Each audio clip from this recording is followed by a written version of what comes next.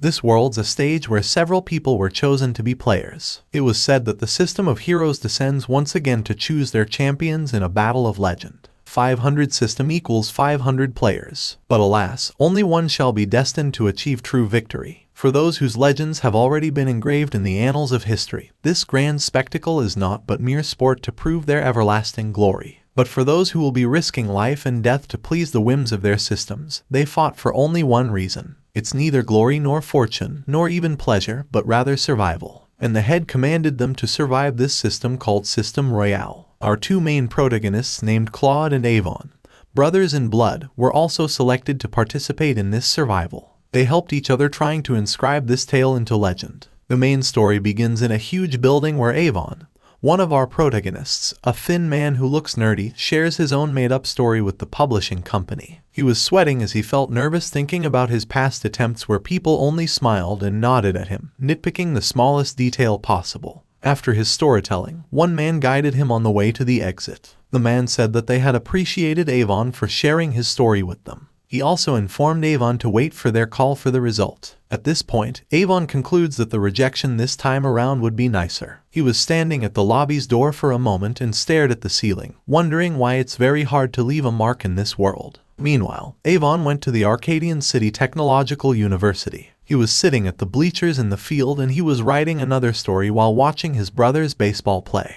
He heard some girls beside him cheering for his brother, hoping for his brother's victory. His brother Claude is currently the batter. Claude was standing at the batter's box and he was ready to hit the ball. Avon grits his teeth while cheering his brother just on his mind. He believes in his brother and he knows that his brother is aware of what the opponent would throw. The pitcher threw the ball and Claude then started swinging the bat. As expected, he managed to hit it and the ball surprisingly flew far away. The opponent was so devastated since that was already the final match and the one who won was Arcadian. Claude smiled and went to his brother to ask how his errand went. Avon then said that it was lukewarm as always. Claude then motivates him that he will get a deal soon. "Claude, good job. Come over here." The girls screamed, and Claude just showed a thumbs up to them. He then showed a peace sign to Avon and said that they'll just see around after class since Avon is still down to study for the calculus final later today. "Yeah, see you later. Don't have too much fun over there," Avon answered. Several hours after class, Avon is heading back home. He was looking at a photo on his phone while saying that his brother Claude hadn't changed a bit. It is because Claude posted a picture of him with the girls earlier just to make his fans smile. "Sheesh, talk about having a main character complex," he uttered, but his words were cut off when a blinding light suddenly emerged. He then saw himself standing in a grid and he heard someone saying that he had finally found his protagonist. A man older than him was standing in front of him and called him to come closer. This man had long hair and a thick beard. He's wearing a white long sleeve, black pants, and a cape. He extended his hand and told Avon that the system demanded him to take center stage and heed his words well. As expected, Avon was clueless. The man then stated that in this grand saga of life and death, their first task will be to survive the hunter's prowl, and live to tell the tale. After saying those words, Avon suddenly went back to his senses and he was shocked about what just happened. He held his head and concluded that he just needed to have more sleep so he couldn't dream of anything. He continued to walk while telling himself to take a long nap once he got home. While walking, he still recalled the statement of the unknown man. And for him, it's a pretty sick line, so he planned to use it in his next story despite the fact that he doesn't know what it means. As he was walking, he wasn't aware that someone was behind him trying to reach his shoulder. The man successfully grabbed his shoulder, causing him to get startled. "Would you happen to be Avon Young?" the man asked. He was sweating and he seemed to be in a hurry. Avon turned around and answered yes, then questioned the guy how they knew each other. The guy then replied that he was a doctor from Arcadian City University Hospital. Avon didn't see any wrong at all since the guy was a doctor. He just asked him what's the matter. Since he hadn't been in the school clinic for a while, he informed the doctor that he was fairly healthy according to his last checkup. Shockingly, the doctor was holding a cutter and he said sorry to Avon all of a sudden. He then swung his hand that had the cutter and he sliced a little bit of Avon's skin. Avon was dumbfounded by the sudden attack. He held his wound and asked the doctor what he had done. The doctor apologizes to him once again and explains that he will be killed by the system if he doesn't kill Avon. He doesn't want to die yet, knowing that he has a lot of patients depending on him. He screamed that he wanted to save those people, and at the same time, he charged at Avon, but someone came with a bat and strongly hit the doctor, causing the doctor to fly away and slide on the ground. It was Claude who suddenly came. He approached his brother Avon to ask if he was fine. Avon was stuttering as he answered yes, and he asked Claude what was going on. Besides, he wondered why Claude came to him all of a sudden, knowing that Claude at this time should be in the academy for his practice. He was shaking, and Claude held his shoulder and told him that he didn't know either about what really is going on. One thing he wants to make sure is to keep Avon safe. He then told Avon to run and called the cops while he took care of the doctor. At this moment, an aura-like blood is possessing the doctor's body. He looked so scared, and he kept on begging Avon to be killed by him as he didn't want to die. Claude is blocking the doctor's way to Avon. He then told Avon to leave immediately, so the doctor got mad and instantly summoned a weapon. Avon was speechless upon seeing the doctor's ability to summon something out of nowhere. The doctor charged at them while screaming so loud. Avon then stays away while hoping that Claude won't die. Claude prepared his bat and said, "I won't let you lay a finger on my little brother." He then hit the doctor with his bat for the second time, and the doctor flew away once again.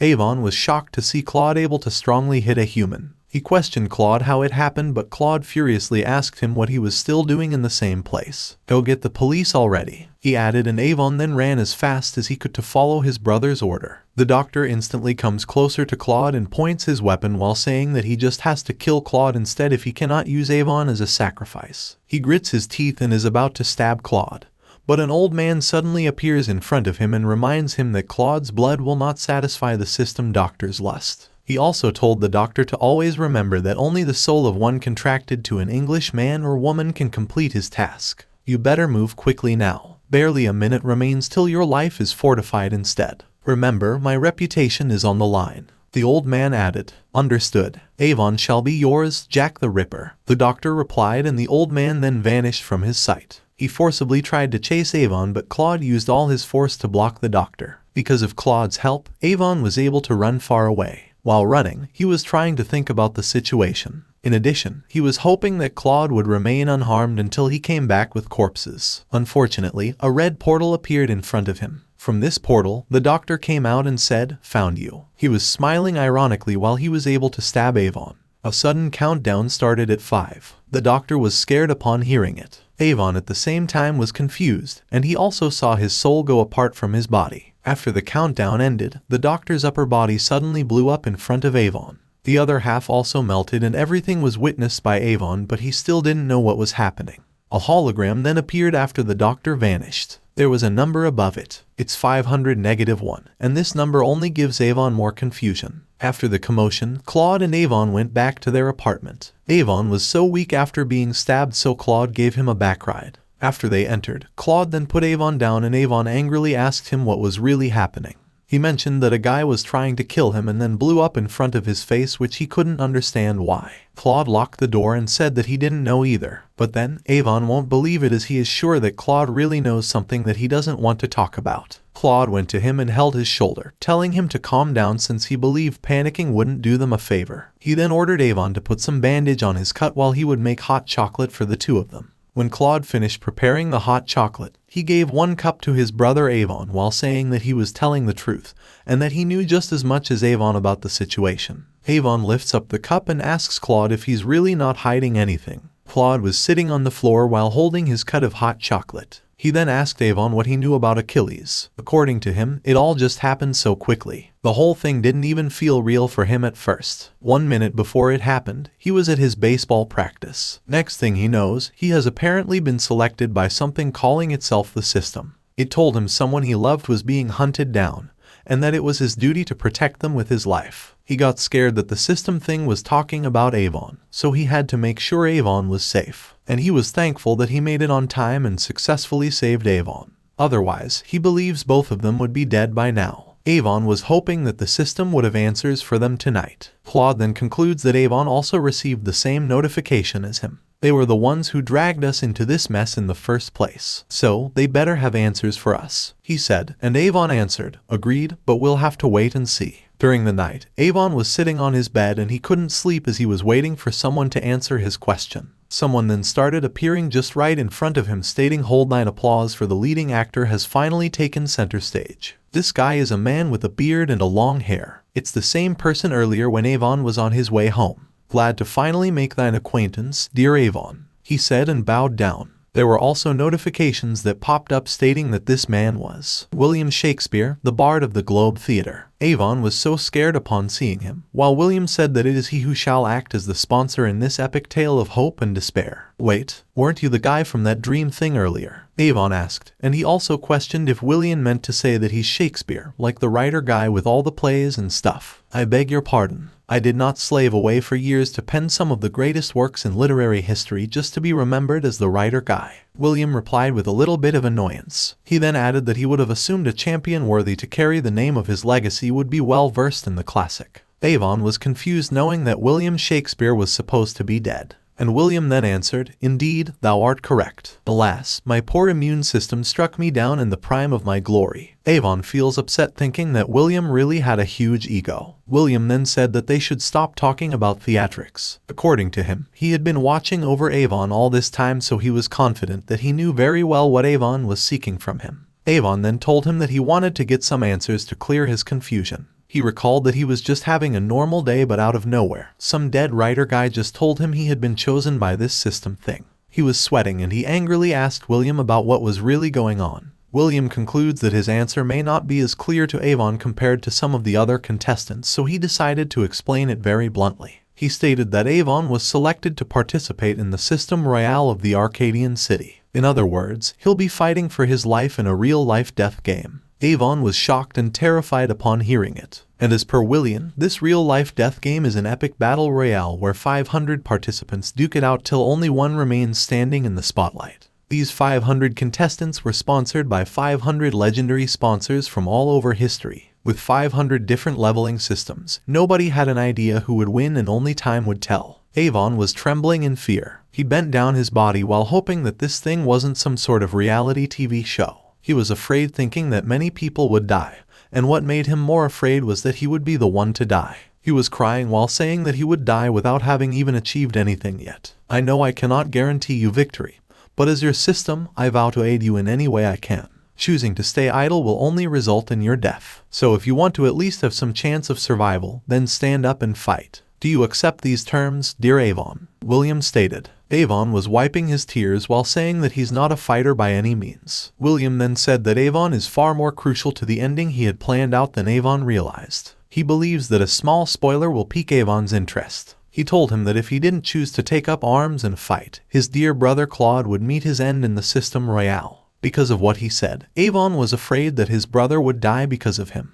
He and William slowly touched their hands while William stated that without Avon in the system royale to support his brother Claude, Claude would, unfortunately, fall in battle. "So I ask you again, dear Avon, will you stand up and fight not just for yourself, but for your beloved brother too?" he asked, and Avon answered, "Fine, I'll fight for you, William Shakespeare." They then completely held hands while they were covered with a green light. After Avon accepts the deal, William tells him that he should familiarize himself with the rules in order to survive in the system royale. After all, it is their own life at stake in this survival game. "Can you cut it out with the dramatic language? Just tell me the rules already," Avon said. William snapped his finger and started to explain about the world of system royale. According to him, the roster consists of 500 players contracted to the systems of 500 legendary figures from all over human history. Whether the participants' opponents' systems are from the modern era or the distant past, it is their objective to complete the task set out by the system and defeat the rest to become the last player standing. He knows that it's obvious for Avon, but he still wanted to warn him that failure to complete the tasks given will result in death. Avon cut him off just to ask a question.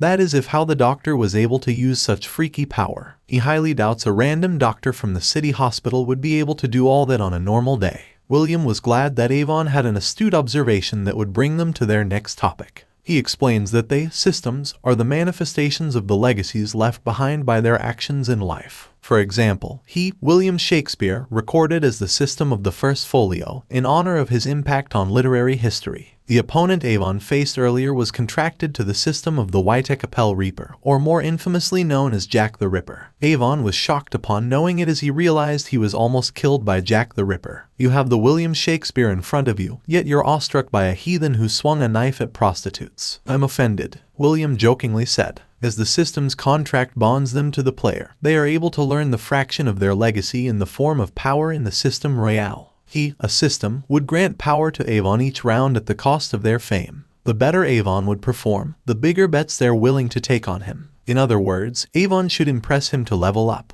Where were my powers then, huh? Avon angrily asked, and William answered, hey, I lent you a helping hand, didn't I? As per William, he was the one who created the illusion of Avon that saved his life the moment the doctor stabbed him. And yes, that is his power that shall be granted to Avon henceforth. The power to manipulate the lines between fiction and reality. He handed the tome he was holding to Avon and informed him that this would be his reward for completing the first task.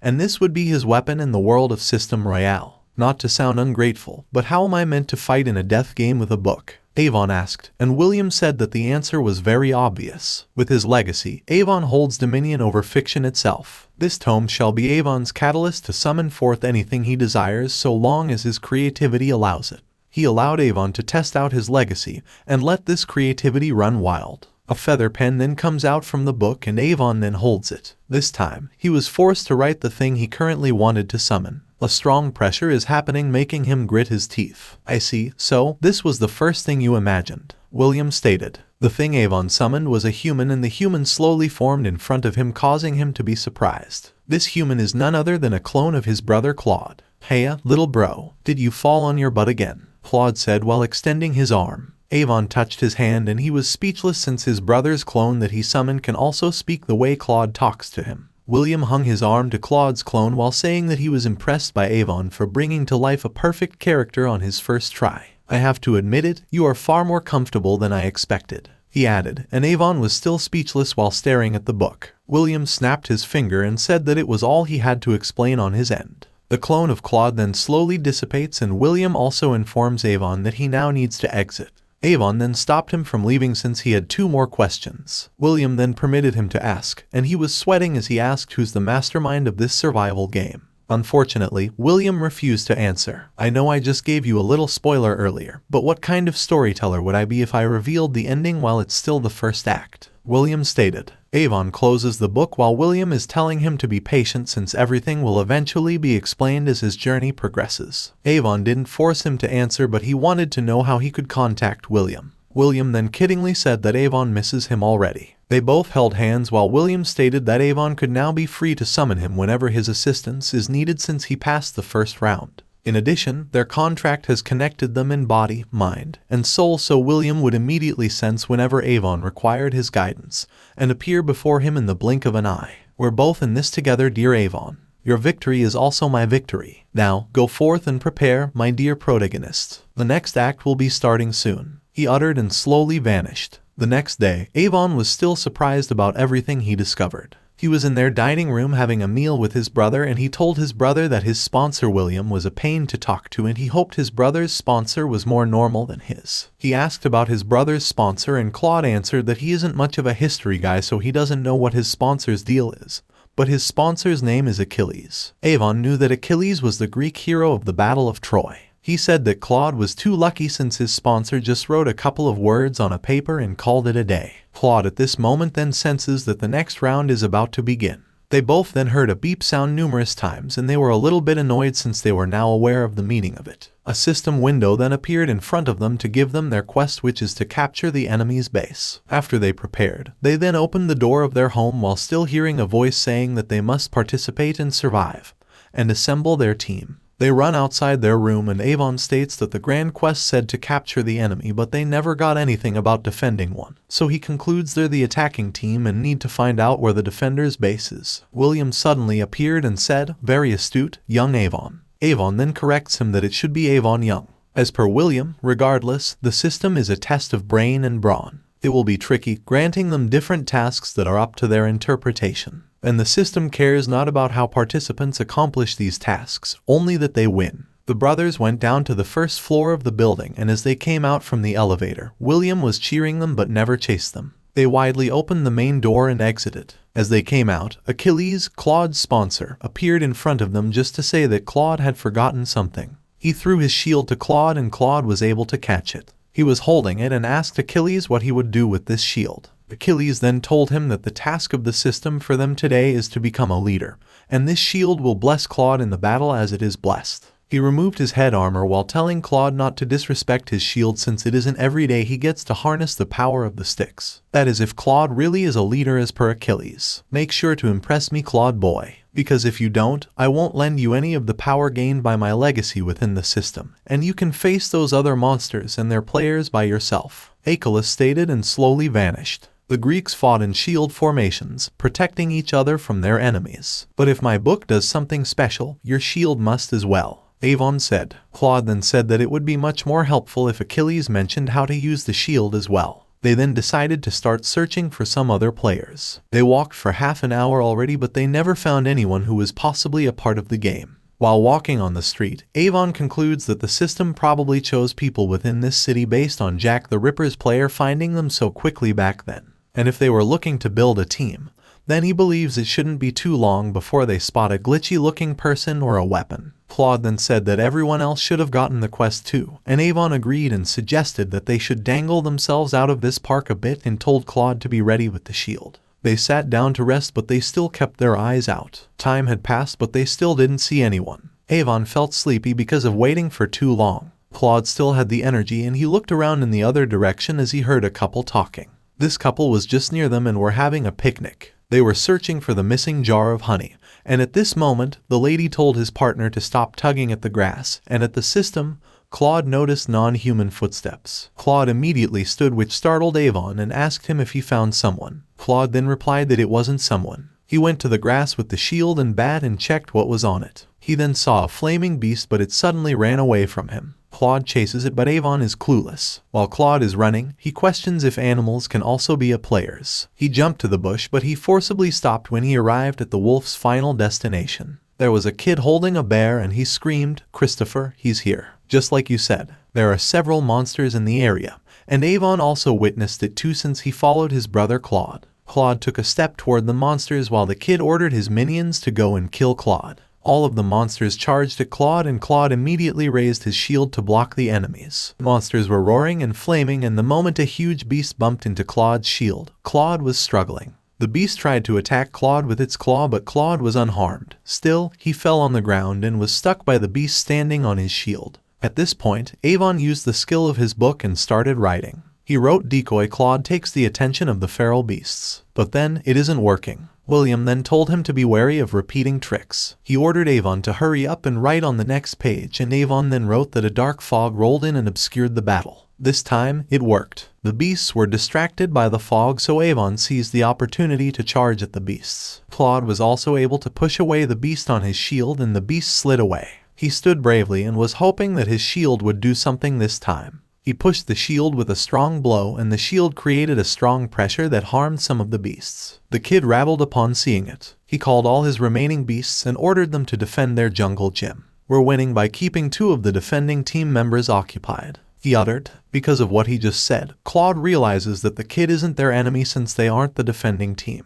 "Hey, we're not the defending team. Let's talk for a bit," Claude said. But the kid was hesitant to believe, and he asked how he would know that Claude was not trying to trick him. Claude dropped his weapons and explained that he was supposed to lead the attacking team to capture the defending team's base. He asked the kid if he was able to see his system messages if he would show it to him. He showed it to the kid even though the kid didn't respond. He informed the kid that he and his brother found the kid's raccoon while looking for some other system players. And since they didn't get any message about a base, he was sure they were definitely the attacking team. It's just that they don't know where the defenders' base is. The kid smiled and said that he did know the base of the defenders. He also introduced his name by the name Alex. They both looked at the bird flying above them. They followed the bird's direction until they reached into a field. They went into the bleachers slowly and quietly. They saw 2 people in the center of the field who Avon believed weren't on the same team. These 2 people are both females. The tallest one with long yellow hair is Lily. She's wearing a purple top and a black skirt and is holding a bow, while the lady in front of her is Philomena,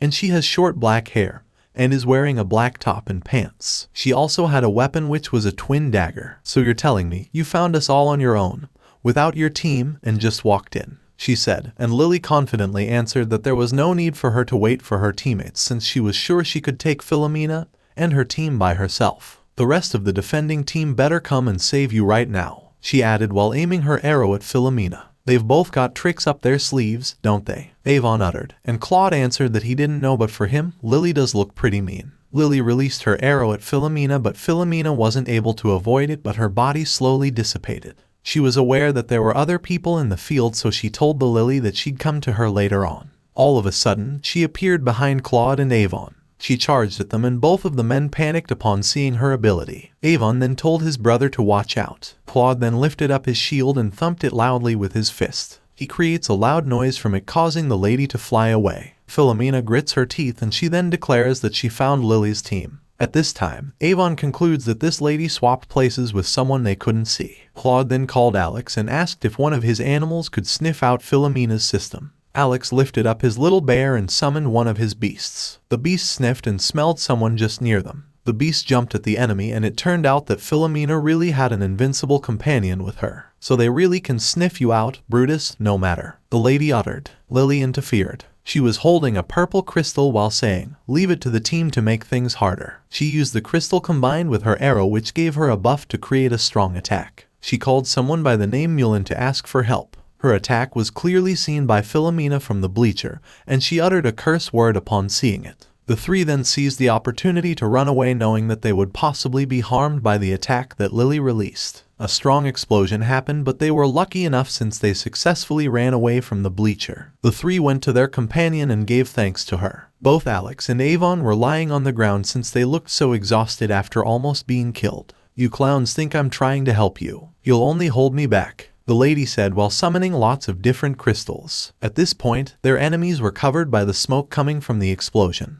They headed to Avon's team and they're now 3 plus a horse. While walking, a long red-haired man told Philomena that she had a nice move. It's just that their enemies figured out their gimmick so quickly. Philomena was annoyed and said, "Shut it, or else I'll make sure you're the first one I kill after this quest." The other team at the same time was also ready to defend. Claude asked everyone if they were now ready, but then Lily said she didn't care to hear Claude's battle speech at all. What she wants is to get into the fight immediately. Their opponent charged at them while Philomena was proclaiming that Lily would die today. Lily then told her angrily to go to hell. She shot Philomena with her arrow, but Philomena was unharmed because of the ability she had. Lily grits her teeth out of annoyance. She jumped toward Philomena and attacked her with her bow and punched her with her fist. But unfortunately, the same thing happened to Philomena. She looked like blood splattering around every time Lily hit her. On the other hand, Alex was in fear since the lady with the horse was chasing him. He was running as fast as he could while processing on summoning a beast. The lady's name that chases him is Nero, and she suddenly sees something that makes her pause. It was one of Alex's beasts that was charging at her. The beast pushed her away, causing her to fall from her horse and call for help.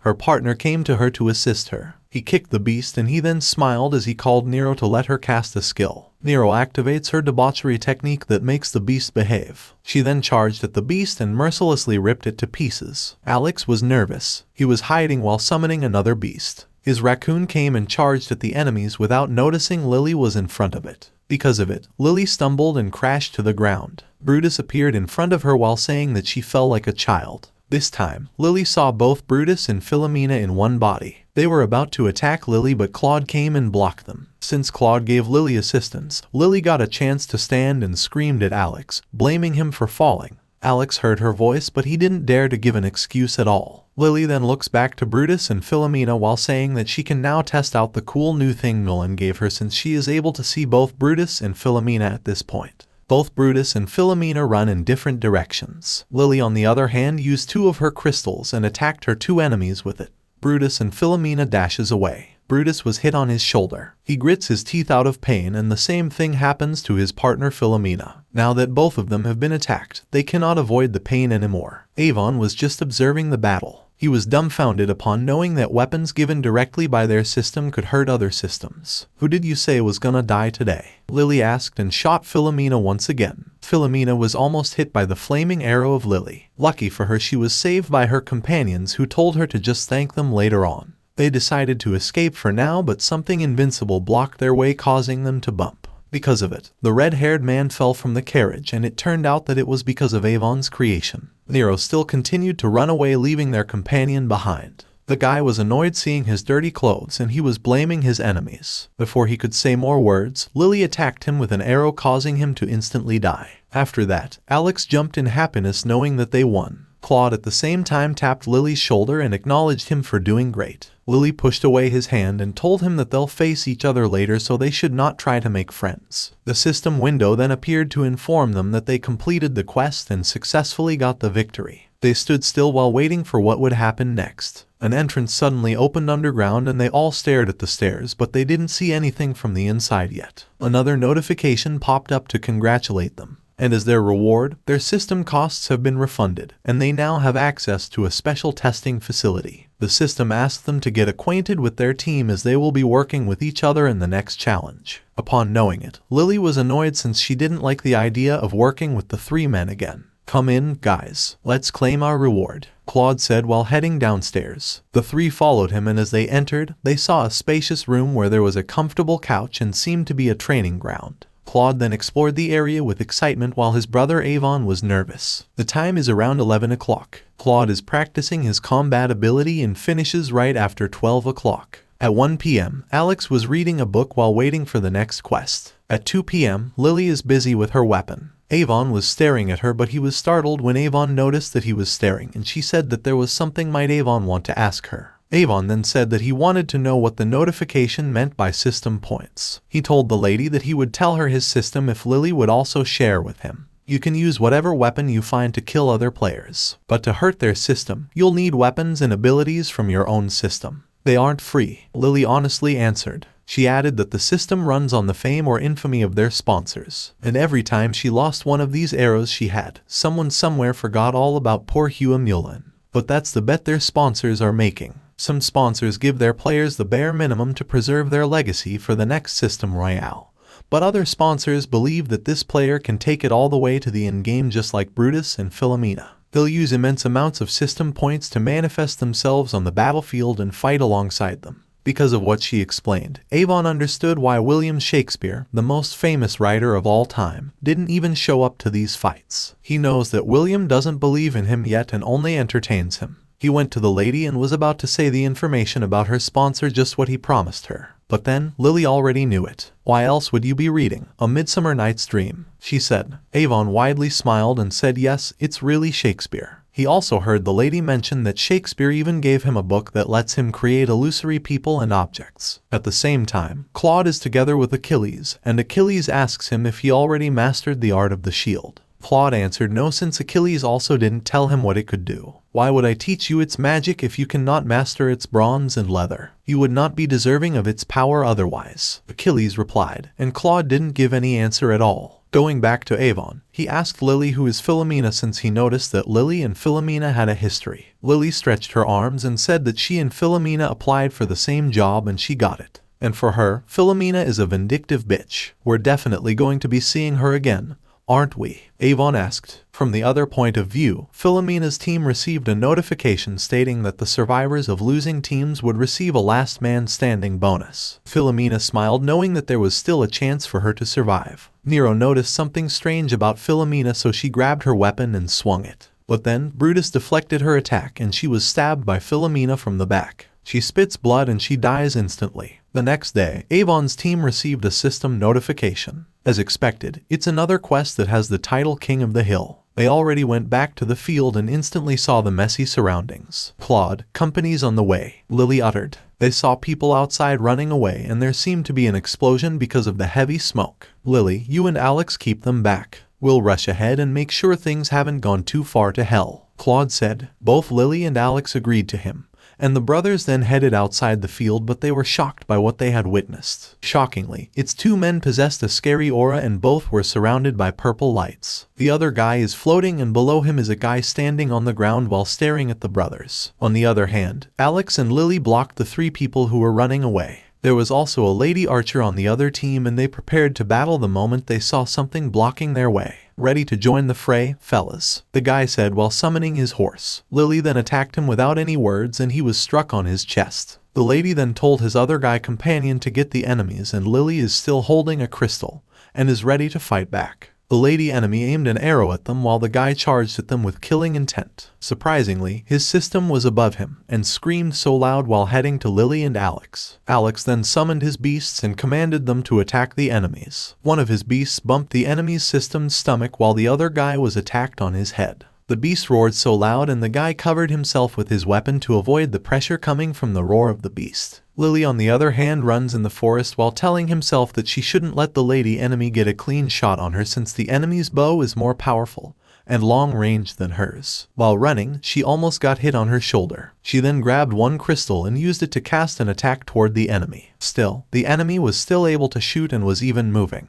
Lily sees the enemy's arrow closely, but lucky for her she immediately bends down to avoid it. The enemy is still shooting her and she walks toward Lily while releasing an arrow. Lily was sweating but she got several crystals and it turned out that she had a scratch on her face. She threw the crystals to her and her enemy was struck by it several times. Her blood splattered and she moaned in pain. "That's for cutting me, bitch," Lily uttered. And in the fight of Alex, the guy was having a hard time defeating the huge beast of Alex. Alex just stood still while watching the battle. Lily then came back to her and ordered him to unsummon his stag. Alex then answered yes, and the moment he unsummoned it, a sudden attack was aimed at the enemy's system. The system was struck with numerous arrows and his guy was worried upon seeing him in this situation. "The rest of your team is dead, and I'm running out of arrows, go home," Lily said, and the guy let go of his weapon and immediately ran away. Alex then asks Lily if she's fine and she answers that she's better than the enemy's situation. They then noticed a huge tentacle in the area. At the same time, Claude was using his shield to defend himself and Avon. But then, Avon was suddenly pulled by the squid. Claude panicked but he couldn't save Avon at this moment since enemies were in front of them that he still needed to block. He bravely screamed and charged at the enemy while confidently saying that he could not be easily defeated with just a mere squid. Achilles was just standing behind him, crossing his arms while saying, "What a strange lad." The squid moved its tentacles and trapped Claude. It also let go of Avon, causing Avon to fall on the ground. He immediately gets up when he notices his injured hand. William appeared in front of him and told him not to move. He said that Avon won't be able to write in his tome without being able to hold it. Avon's injured hand was trembling and its color wasn't normal at all since it had become so dark. At the same time, Claude isn't moving and he just remains standing while staring at the squid. "Don't waste your chance, as it will be your only one, Claude," Achilles said. But still, Claude cannot move himself and he is unfortunately attacked by the squid. He fell on the ground and he was lucky enough since Achilles assisted him. Achilles told him to keep his wits about him since one mistake against the squid spells death. "I may have been harsh on you, Claude boy. After all, what good is a legend if you haven't heard of it?" Achilles stated. He then proclaimed that he would make Claude impressed this time. Claude just grits his teeth because of the annoyance he feels against the enemy. Achilles suddenly vanished beside him at a fast speed. The tentacles of the squid spread and headed to Claude. Claude was scared and called for help from Achilles. He closed his eyes and covered his head with his hand. Achilles then appeared to rescue him. He attacked the tentacles using the shield he gave to Claude. Claude then ran, headed to the face of the squid since he heard Achilles commanding him to reach the squid's face. William at the same time ordered Avon to do his job right now. Avon then wrote his creation to the book and Claude instantly multiplied. The owner of the squid ordered the squid to crush all of their enemies. The squid then spread its tentacles and attacked the clone of Claude. The real Claude continued to run while Achilles threw the shield back to him. The shield had cut one tentacle of the squid and it landed on the ground. Achilles then told Claude to take the leap of faith. Claude at the same time was staring at the shield and he then jumped from it, causing him to bounce so high and reach the squid owner. The guy runs away as he believes Claude is planning to beat him up. Claude then told him that there was no need for him to do it. He summoned the shield back to his hand and told the guy that he was going to show him what he saw. He was standing at the squid's face and he was thumping the shield several times, causing the opponent to have severe pain in his head. "Oh, I see now," the guy uttered, and he was already crying while he covered his one hand to the half of his face. This time, the squid slowly vanished so Claude and the guy fell. Claude screamed and he panicked. While he was falling, Alex called out his bear to rescue Claude. Claude let go of his weapons and he was spinning around as he tried to safely land. Luckily, he fell on the bear's tummy but he was still sweating because of the nervousness he felt. Some impressive stuff up there. Although, I hope you know how risky it was for Achilles to help, Lily stated. Claude got off from the bear while saying that Achilles didn't seem to be concerned and sounded confident. And the lady then replied that it was exactly her point. She questioned how they would know the limit of mortals if they were immortal. The system notification popped up to declare that the King of Hill Even is now finally over. That's all for today. Thank you so much for watching. I hope you guys enjoyed. If you wish to have another part of this recap, please give us at least 2,000 likes. Please don't forget to comment, like and subscribe to our channel for more content like this. Until next time.